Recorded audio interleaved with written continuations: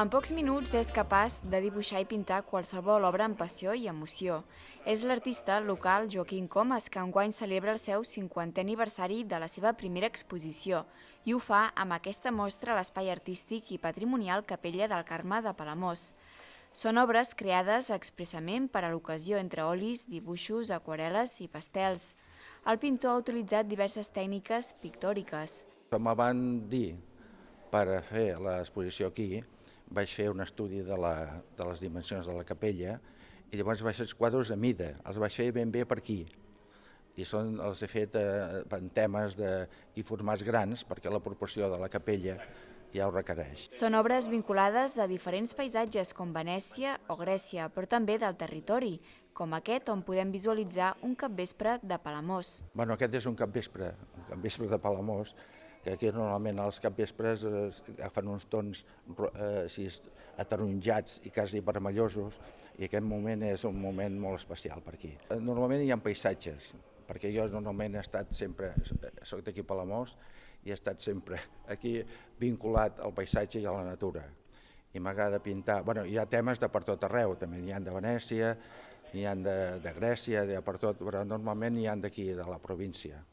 Aquí de Banyoles, inclús n'hi ha de Banyoles, de l'Estany, de Cadaqués, de diferents llocs. A cada quadre l'autor ha volgut expressar emocions plasmades a les teles i paper, però és el públic, com així ho requereix l'art, el que finalment és lliure d'interpretar el que veu. Jo volia transmetre que cada quadre, si te'l mires bé, que tingués una emoció i una força i que la gent que el miri sempre hi troba coses, perquè hi ha quadres que quasi són abstractes, vull dir, que són figuratius, pintura postimpressionista, però a la vegada, vull dir, si te'l mires de prop pràcticament quasi no hi veus res, te'l has de mirar de lluny. I és que això és la intenció que tinc jo per fer-se. Ara el resultat el teniu de... és que això és el públic el que té de decidir si els agrada o no. Aquesta àmplia varietat pictòrica apropa l'espectador a la figura de l'artista local Joaquim Comas, esdevenint una eina pedagògica per donar a conèixer al visitant l'art de la pintura, les seves tècniques i el significat del color. De fet, es fan 3 visites guiades gratuïtes al públic perquè coneguin les seves obres i les tècniques que fa servir.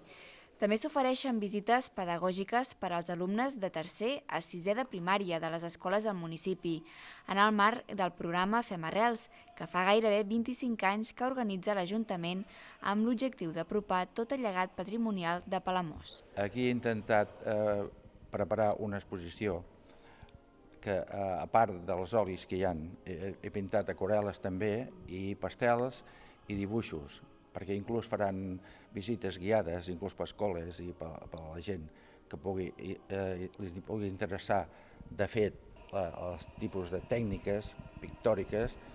L'exposició es pot visitar fins al diumenge 25 de febrer.